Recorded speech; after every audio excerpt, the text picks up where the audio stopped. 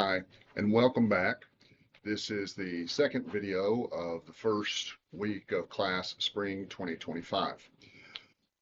By now you have the syllabus. You've had a chance to look over it and address any questions that it has there. I apologize for the confusion. We're not using an ebook or vital source this semester.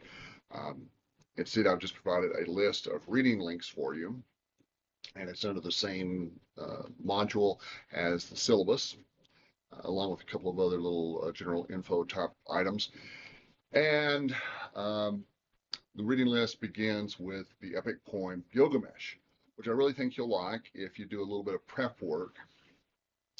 And then I want to give you a couple things to think about as you read the poem. Of course, this poem is thousands of years old.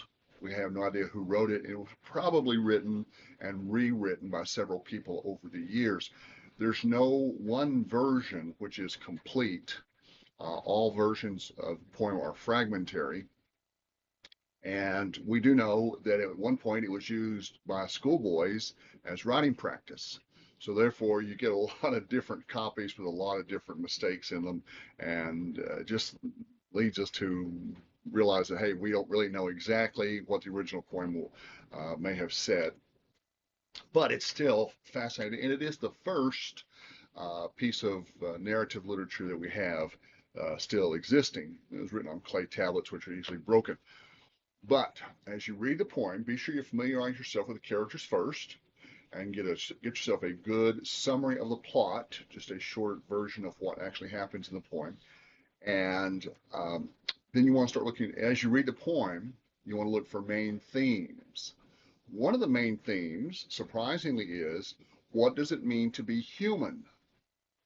That's kind of surprising because our main character, Gilgamesh, is kind of sort of godlike. The poem says he's two-thirds God and one-third human, um, which I'm not sure how the genetic math works out on that. But anyway, the point is, he's not completely human, not completely divine. So he encounters lots of things.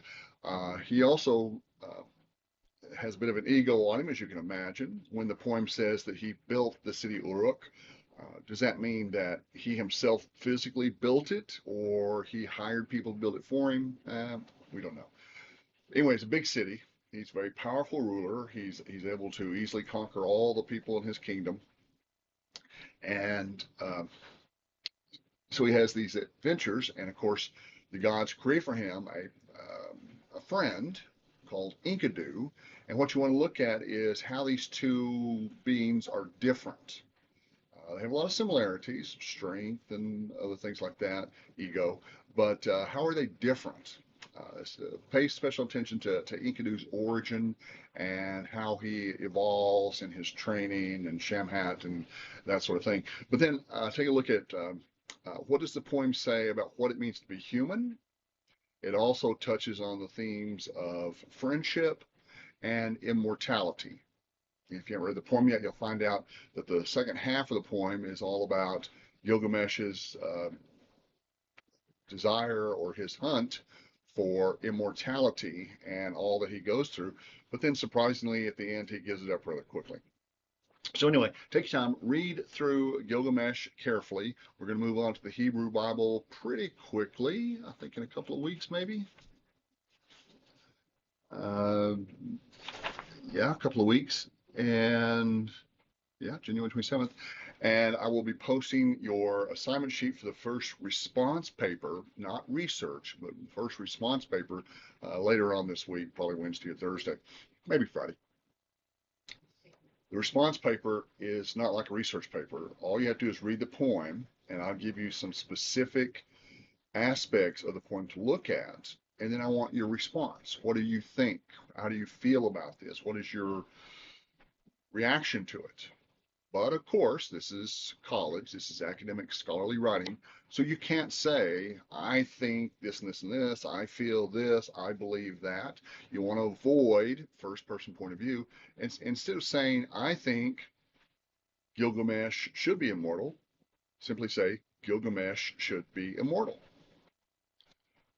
Easier to read, much more professional. And of course, I'll post an example for you so you can see what it looks like. Format is very important. Due dates are important. Late work is not accepted. Be sure you stay current on the discussion posts. And if you have any questions at all, let me know.